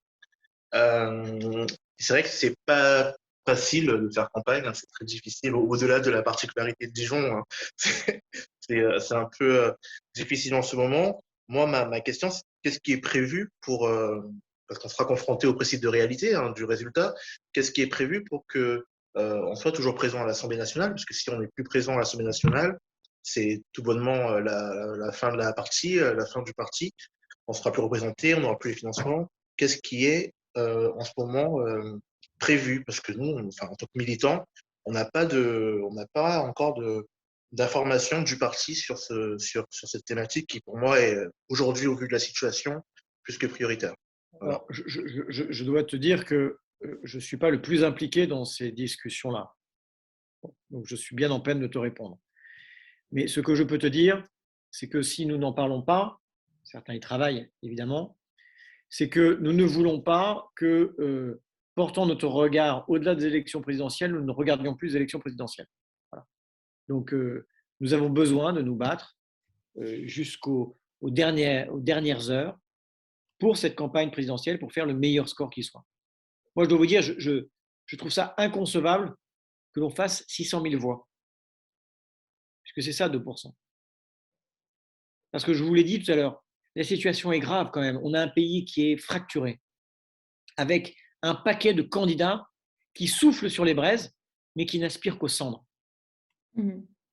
Et Emmanuel Macron n'est pas le dernier de ce point de vue-là. Nous n'avons jamais été aussi nécessaires qu'aujourd'hui, et je sais bien que nous n'avons sans doute jamais été aussi faibles qu'aujourd'hui. Mais si on s'engage, vous le savez les uns et les autres, nous n'avons pas fait au premier chef pour nous-mêmes. Nous le faisons pour toutes celles et tous ceux dont nous savons qu'ils sont bien souvent les oubliés de l'histoire, ceux qui la subissent dans sa dureté et dans son injustice. Et donc, comme le disait Henri Emmanuelli, auquel j'ai le plaisir et l'honneur de succéder, il disait il faut qu'on ait des états de service et pas des états d'âme. Voilà. Et dans cette campagne, c'est ce qui doit nous guider. On se bat, on se bat, on se bat. On ne baisse pas la tête. Voilà, on ne baisse pas la tête. Et puis, eh bien, les législatives, on les conduira de la même manière, avec la même détermination. C'est comme ça que les 30 députés socialistes ont exercé leur mandat depuis 5 ans. C'est comme ça que les élus locaux, pour ceux d'entre vous qui l'êtes, exercez vos missions. Voilà, vous vous battez pour celles et ceux qui vous ont fait confiance. Eh bien, il faut continuer. Il pour continuer dans cette campagne, il faudra le faire dans les législatives. Et là aussi, parler de la vie des gens, parler de l'accès aux soins, parler de l'école, parler de la retraite, tous ces sujets qui préoccupent les Françaises et les Français. Parler des jeunes et parler aux jeunes aussi. Parce que le projet d'Emmanuel Macron, c'est quoi après le SNU? Parce que le SNU, moi j'ai vu la façon, le service national universel, obligatoire. Alors, je dois vous dire qu'il n'a pas ma faveur, comme il n'a pas d'ailleurs, pour les avoir rencontrés hier, la faveur des mouvements d'éducation populaire et de jeunesse. J'ai vu quand cette idée du retour du service obligatoire a émergé. C'était au lendemain des attentats de Charlie Hebdo, quand la minute de silence avait été perturbée. Les jeunes devenaient la classe dangereuse. Il fallait la caporaliser et la mettre sous les drapeaux. Mais je crois que, et c'est ce que propose Anne Hidalgo, il ne faut pas confondre l'éducation populaire et l'instruction militaire, et qu'il faut que la nation porte un autre regard sur sa jeunesse. Et c'est ce que nous proposons à travers la dotation au capital de 5 000 € et le minimum jeunesse, dont vous savez que nous nous sommes battus pour lui à l'Assemblée nationale, alors que la jeunesse venait grossir les rangs des banques alimentaires. Nous prétendons, comme le disait Jaurès, et c'est avec ces mots, qu'une fois émancipé, tout homme choisira librement son chemin. Eh bien, c'est un chemin d'émancipation qu'on propose à la jeunesse, en lui donnant les moyens de vivre. Parce qu'aujourd'hui, la nation, trop d'adultes, regarde la jeunesse en disant il faut que ce soit une épreuve parce que ça les forgera. Ça leur forgera le caractère. Alors, s'ils peuvent en baver un peu pour trouver un boulot, s'ils peuvent en baver un peu pour se poursuivre des études, s'ils peuvent en baver un peu pour aller se soigner, s'ils peuvent en baver un peu pour trouver un logement, pour fonder une famille, eh ben, ça leur fait les pieds, ils n'en seront plus forts. Non. Nous sommes dans un rapport de confiance avec la jeunesse parce qu'elle a à affronter un présent difficile et un futur angoissant. Et donc, il faut lui donner les moyens de se saisir du relais qu'on lui tend. Bon, ben voilà. Donc, dans cette campagne-là, il faut parler, il faut dire ce qu'on est, il faut dire, et sans phare, et parce que vous le voyez bien quand on discute, y compris avec des gens dont on pressent qu'ils vont peut-être pas voter pour nous. Je parlais des associations d'éducation populaire. Ils se désolent de notre faiblesse. Ils nous disent on aimerait bien que vous soyez plus forts. Mais nous sommes peut-être faibles, mais nos valeurs sont d'une radicale nouveauté, d'une radicale actualité. Et la raison d'être qui nous fonde, malheureusement, n'est pas éteinte. Donc il faut continuer de se battre et ne jamais être résigné. Et je sais que dans la région dans laquelle vous êtes, quand les oiseaux de mauvais augure venaient prédire parfois des défaites, eh bien, vous êtes toujours battus pour les faire mentir. Donc c'est comme ça qu'il faut faire. Sébastien Coudry. Oui, bonjour à tous. Donc Sébastien Coudry, secrétaire de section de Besançon. Merci Boris pour ta présence, pour ton exposé. L'IFOP, une étude de l'IFOP avait indiqué les thèmes prioritaires pour les Français à la présidentielle. Il y avait environ 13, et je crois que nos thèmes de prédilection en fait étaient très présents. On les cochait quasiment tous. Tu l'as rappelé, c'est nous qui essayons d'apporter les meilleures solutions, qui s'interrogeons précisément sur ces thèmes-là. Ce sont les sociodémocrates, les socialistes qui gouvernent en Europe quand la gauche est aux responsabilités. C'est les socialistes qui ont le plus grand réseau de responsabilités en France. On a des camps aujourd'hui très divisés. On a un camp identitaire, on a un camp néolibéral, on a un camp populiste. Alors, je me pose la question de savoir, sociologiquement, qu'est-ce qu'il se passe en fait pour les électeurs français? Finalement, qu'est-ce qu'ils souhaitent? Puisque tu l'as dit, on essaye de répondre le plus précisément avec tout le travail que vous avez fourni, que tu as fourni, contrairement à la petite musique qu'on peut entendre. Donc voilà quelle est ma question. Et puis je souligne qu'il faut faire campagne jusqu'au bout. Je suis parfaitement d'accord. Quand on voit les dernières propositions de campagne ces 2 dernières semaines, on imagine déjà une alliance entre la droite entre guillemets officielle et Macron, par exemple, avec le contexte aussi ukrainien où les socialistes défendent les libertés sans ambiguïté, etc., etc. La sociologie électorale, les affiliations partisanes, elles sont dans un état de confusion qui est extrêmement grand. tous les partis sociodémocrates se sont retrouvés à un moment donné en Europe en difficulté et ont connu des traversées du désert qui parfois ont été rudes et parfois longues. Mais ils ont fait un travail important pour convaincre de leur utilité. À ce travail, nous avons largement commencé à le faire et nous devons continuer de le faire dans cette campagne présidentielle, législative et après, là où nous serons. Et il vaut mieux que nous soyons bien représentés, mieux représentés, que dans un état de faiblesse qui fera des victimes non pas seulement parmi les socialistes, mais d'abord parmi les Français. Parce que s'il n'y a personne pour les défendre, s'il n'y a personne pour éventuellement être une alternative, parce que je disais, on est dans cette situation paradoxale où beaucoup espèrent de nous et beaucoup se désespèrent de nous. Bon, eh bien, pas de résignation. On y va.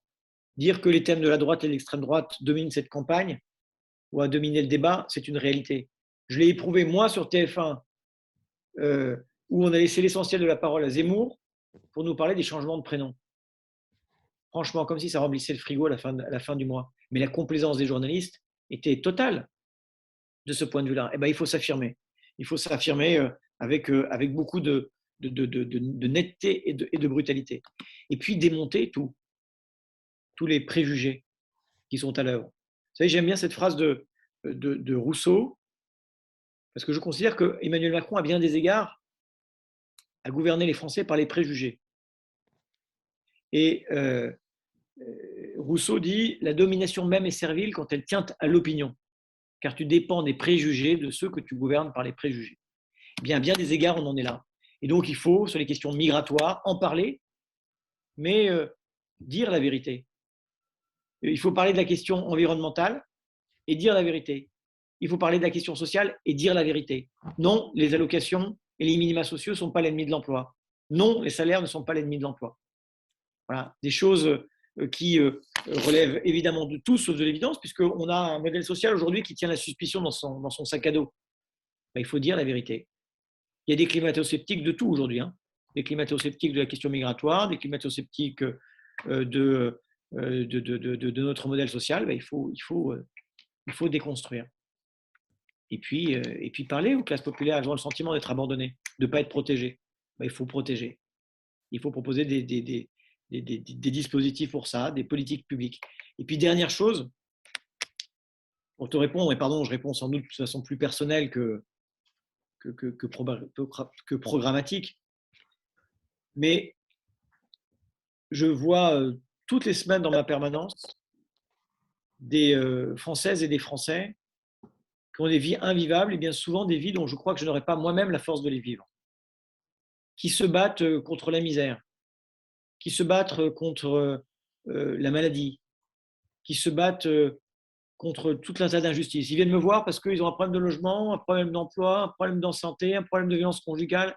En fait, ils ont tout ça à la fois, le plus souvent. Et je vois beaucoup de gens qui n'ont plus d'interlocuteurs, qui sont des Daniel Blake. Je ne sais pas si vous connaissez le film de Ken Loach, qui sont face à une administration incapable de saisir la complexité des sentiments de ceux qui sont dans la difficulté entre honte et colère. Ils n'ont pas d'interlocuteur. Et ce sont des citoyens incomplets. Parce que les politiques publiques, de plus en plus nationales, paraissent conçues pour tout le monde, sauf pour celles et ceux à qui, en réalité, elles devraient être destinées. J'ai aidé la semaine dernière une maman qui a un enfant handicapé à remplir son formulaire de demande unique pour une allocation de compensation du handicap. Je crois que c'était ça. Alors, le grand progrès, c'est que maintenant, il y a un dossier unique. Sauf qu'il fait 24 pages et qu'il faut avoir bac plus 15 pour réussir à le remplir correctement. Et tout ça d'une violence extrême. Et je crois que les Françaises et les Français le ressentent comme une violence, comme une blessure, comme du mépris. Donc, faire de la politique pour les gens, bah, c'est ça. C'est parler avec leurs mots, c'est les écouter, beaucoup les écouter et travailler en fonction d'eux. Et là, on reconstruira des affiliations politiques. Alors, Cédric Villemot et ensuite Marguerite Dufay. Oui, bonsoir Boris. Donc, Cédric Vimo, je suis le responsable des jeunes socialistes du Doubs. Et à propos, ben, si j'avais une question qui vise la jeunesse, justement, dans le programme d'Anne Hidalgo, notre programme, il y a le droit de vote à partir de 16 ans. Et puis, la semaine dernière, j'en discutais avec un journaliste. Je lui dis, enfin, je lui rappelle qu'à partir du moment où à 16 ans, on suppose qu'on est assez vieux pour aller en prison, pour être pénalement responsable de ses actes. Enfin, il me semble normal qu'on considère qu'on soit aussi assez mûr pour pouvoir voter puis exprimer ses opinions. Malheureusement, on constate aussi qu'il y a une grosse abstention chez les plus jeunes.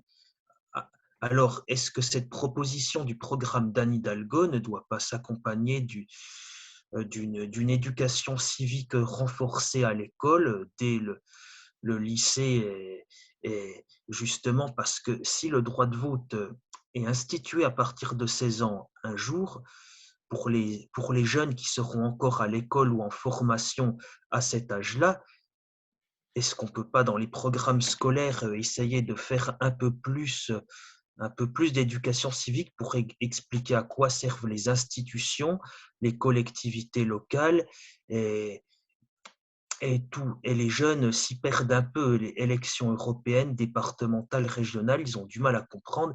Et je sais que Marie-Guide pourra en témoigner puisqu'on a eu ce débat-là l'année dernière pendant la campagne des élections régionales où c'était très difficile d'essayer de convaincre les plus jeunes d'aller voter et souvent ils ne comprennent pas à quoi servent les collectivités locales, départements et régions. Alors, l'éducation civique, l'éducation morale et civique, oui, 1000 fois oui. L'éducation aux valeurs de la République, oui, 1000 fois oui.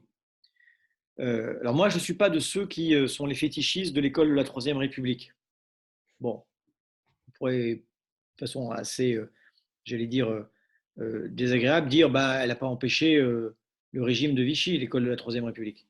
Bon, là, il y a peut-être aussi un petit problème d'instruction républicaine. Je dis ça évidemment sous forme de boutade, pour dire que évidemment tout est précaire, y compris, j'allais dire, nos principes et nos valeurs. Et donc il faut les enseigner. Mais il faut non seulement les enseigner, mais il faut les éprouver. C'est-à-dire que pour moi, les valeurs de la République, ça ne peut pas être simplement un catéchisme. Sinon, c'est la foi sans culture. Il faut que ce soit les deux. Il faut que chacune de nos valeurs, l'égalité, la laïcité, soit rattachable aux coordonnées de nos vies, à nos histoires intimes, à la diversité de nos parcours, de nos croyances, de nos non-croyances. Et c'est aussi, c'est pour ça que je parlais de la mixité sociale à l'école tout à l'heure, c'est-à-dire que les destins ne soient pas écrits au berceau. Eh bien, je crois que c'est l'expérience qui est universalisante. Et nos principes sont universels, notamment parce qu'ils le sont concrètement dans la vie des gens. Donc l'instruction morale et civique, oui, c'est nous qui l'avons, avec Vincent Payon, réinstituée. C'est nous qui avons mobilisé l'école pour les grandes valeurs de la République avec Najat après les attentats. Mais c'est Jean-Michel Blanquer qui a démonté l'essentiel de tout ça, en faisant en effet un catéchisme. Et quand tu perds la foi, ben, c'est un peu ennuyeux. Donc il faut en effet le faire. Ensuite, tu l'as dit, à 16 ans, bah, tu peux aller en prison. À 18 ans, tu peux voter, mais en revanche, pour tes droits sociaux, c'est à 25 ans. Donc là aussi, il y a sans doute une petite réflexion sur ce que dit une société qui maintient dans une forme de tutelle ces jeunes adultes pendant si longtemps. Que, oui, à 25 ans, on me dit, mais bon, à 25 ans, on n'est pas très mûr pour voter. Bon, j'ai croisé des gens qui, à 60, ne m'avaient pas paru beaucoup plus mûrs quand ils s'apprêtaient à voter Zemmour.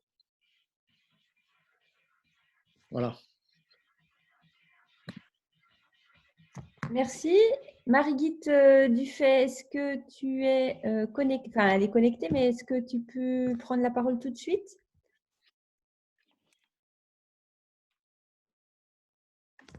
Sinon, on va passer Iraj juste avant. Iraj Keshmiri. Ah, voilà. Oui.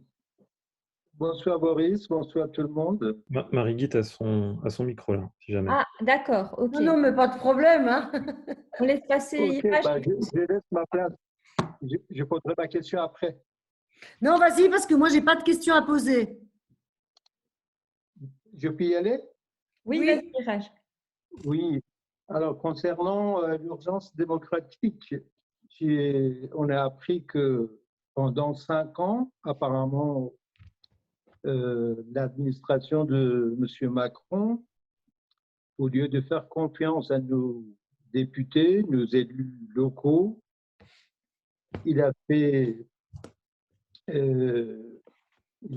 référé à des sociétés pour des audits qui coûtaient extrêmement cher, avec une facture à la fin qui relève au-delà de 2 milliards d'euros.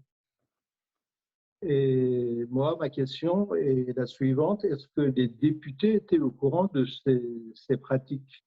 Et est-ce que c'est normal? Alors, bon, d'abord, je ne suis pas capable de mesurer à quel point l'ampleur, la place prise par les cabinets est d'une ampleur inédite, parce que la vérité, quand même, oublie à dire que nous aussi, on avait eu recours à des cabinets, peut-être avec plus de parcimonie. Mais en réalité, ce qu'il faut poser comme question à travers le recours à ces cabinets, c'est d'abord s'interroger sur ce que nous avons fait de nos administrations centrales et des compétences qui devraient être les siennes. Et à certains égards, les réductions de personnel et de compétences nous ont privés de cette matière grise. Et nous l'avons externalisée, parce que si nous regardons dans le détail qui sont les consultants de toutes ces grandes entreprises, ce sont pour l'essentiel des hauts fonctionnaires. Beaucoup de hauts fonctionnaires. Du ministère de la Santé, de Bercy, beaucoup, qui, dans leur déroulement de carrière, vont continuer dans le privé. Bon, le premier problème, c'est qu'on ne leur offre pas toujours ces déroulements de carrière dans le public. Donc, on a besoin de restaffer nos administrations avec cette matière grise.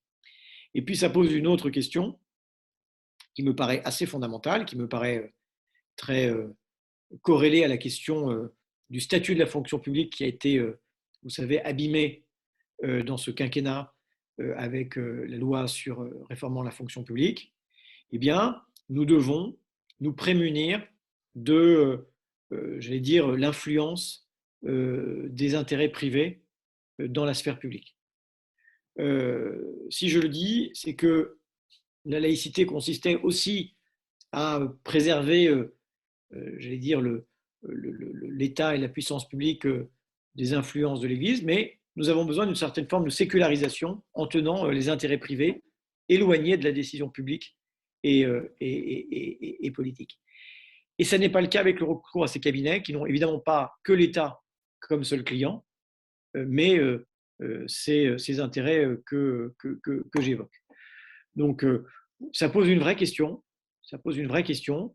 Les déroulements de carrière des hauts fonctionnaires, les allers-retours publics-privés peuvent avoir leurs avantages, mais évidemment posent un certain nombre de questions aujourd'hui sur le plan déontologique. Donc, il faut y veiller. En tout cas, j'ai regardé ce que Ernst & Young, je ne sais plus quel est le cabinet, le principal cabinet qui a accompagné le gouvernement au moment de la gestion de la pandémie.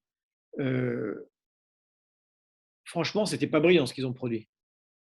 Voilà, c'était pas brillant. J'ai le souvenir en Saône-et-Loire avoir eu recours à un cabinet, alors c'était pour des montants bien plus modestes, et avoir chassé de mon bureau un de ces consultants qui, après m'avoir présenté son PowerPoint, rallume la lumière et me demande ce que j'en pense. Et je lui réponds, c'est une honte. J'aurais pu faire ça en 2 heures en cherchant sur Google. J'ai l'impression que ce qui a été livré au gouvernement dans le cadre de la gestion de la pandémie ressemblait beaucoup à ça. Il semblerait que ces cabinets ne payaient pas leurs impôts en France en plus. Oui, alors ça, je vais te dire, ils ne sont pas les seuls. j'ai travaillé avec un jeune économiste, dans le projet du Parti socialiste aussi, qui s'appelle Gabriel Zucman, sur la fiscalité des multinationales. Les multinationales ne payent pas les impôts qu'elles devraient. Elles consolident 40% de leurs résultats dans des paradis fiscaux et il manque 20% du produit de l'impôt sur les sociétés à toute l'Union européenne. C'est pour ça que je dis que les PME payent les impôts des multinationales et qu'il manque tous ces milliards à nos services publics, à l'hôpital, à l'école, etc., etc. Donc, il faut que les multinationales payent leurs impôts là où elles font leur chiffre d'affaires. Donc, McKinsey aurait dû payer des impôts sur le chiffre d'affaires qu'il a réalisé en France. Mais tous ces gens-là sont des champions de l'optimisation fiscale agressive. Et il faut lutter à toute force contre ça. Est-ce que Anne Hidalgo devrait évoquer ces dysfonctionnements pendant ses interventions avant le 10 avril? Bon, moi, je pense qu'elle a intérêt à parler des gens et de leur vie. Voilà. Et puis à dire ce que sera le jour d'après avec le vrai Emmanuel Macron. Pas celui qui sera gouverné par des crises, mais celui qui gouvernera sans que ce qu'il fait lui soit dicté par les circonstances. Moi, je crois que c'est plutôt ça dont elle doit parler. Merci, Iraj. Marie-Guide Dufay. À ce stade, moi, je veux simplement, Boris, d'abord te remercier pour ton intervention, puis l'animation de cette soirée, puis te dire, hein, au-delà de ça, franchement, tenez bon, Anne et toute l'équipe rapprochée d'Anne, tenez bon parce que c'est quand même vraiment très, très difficile. Je pense qu'effectivement, nos convictions socialistes, elles ont toute leur place dans une société comme la nôtre qui fabrique encore beaucoup trop d'inégalités et on voit bien dans nos collectivités qu'on ne gère pas le quotidien de nos citoyens de la même façon quand on est socialiste ou quand on est de droite. Et malheureusement, aujourd'hui, dans le débat présidentiel, on a du mal à se faire entendre. Donc, tenez bon. Merci. Puis merci à tous les militants, hein, parce que, bon, voilà, moi, je suis peu avec vous en ce moment dans les distributions. Vous y êtes. Bon, voilà, tenez bon tous. Soyez fiers de vos convictions socialistes. Et quand on est socialiste, on est là quand même vraiment pour protéger. Il y a beaucoup, beaucoup, beaucoup de protections à mettre en place. Donc, voilà, je voulais juste remercier tous ceux qui sont actifs dans la campagne et je pense quand même spécialement à Anne. Boris, tu lui fais remonter quand même. Je lui dirai, ça lui fera plaisir. Non, mais parce que franchement, c'est quand même trop, c'est trop quoi ce qu'elle vit. C'est trop, c'est pas normal qu'elle est en train de vivre. C'est pas normal. Voilà. Oui, c'est dur. Écoutez, moi, je peux me faire le témoin de sa force de caractère et de la force de ses convictions. D'ailleurs, elle ne peut être portée que par ce à quoi elle croit, parce que sinon, il y aurait bien des raisons de baisser les bras. Mais non, elle ne les baisse pas, elle se retrousse les manches. Alors, bon courage et puis bon courage à tous les militants. Hein. Voilà, moi, à mon niveau, je fais ce que je peux. Hein. Voilà. Merci en tout cas, Marie-Guide, d'être là ce soir et merci de ton soutien. C'est précieux. Merci. Je ne vois pas d'autres interventions. Est-ce que tu veux faire un petit mot de conclusion, Boris? Un petit mot de conclusion pour vous remercier quand même. Un jeudi soir de consacrer du temps à cette discussion. Mon propos, vous l'avez compris, était de vous mobiliser, de vous dire que écoutez, notre combat est juste et on doit être porté essentiellement par ça, par la conviction que notre combat est juste, que nous sommes nécessaires, que nous sommes sans doute, mais plus attachés au socialisme que à des considérations d'appareil. Voilà, parce que nous battons pour des femmes et des hommes qui ont des vies difficiles, que notre projet est celui d'émancipation des classes populaires depuis 150 ans et que malheureusement, nous ne sommes pas au bout du chemin, même si nous, les partageux, nous avons réussi à faire avancer quand même bien des combats. Voilà. En tout cas, ne lâchez rien, il reste 15 jours, il y aura ensuite des élections législatives. Il sera toujours temps ensuite de regarder l'avenir dans les yeux. Merci Boris, merci à vous tous pour cette soirée. Merci. Merci, et ça nous a reboosté. Merci Marie-Guite de nous avoir donné un petit mot d'encouragement également. Voilà, on va partir sur les starting blocks pour les derniers jours de campagne et on se dit à très vite. Bonne soirée à vous. Merci Myriam. À bientôt, au revoir. Bientôt. 3 avril, tous à Paris. Salut Jérôme. Salut à tous. Bonne soirée à vous. Bonne soirée, au revoir. Bonjour à tous.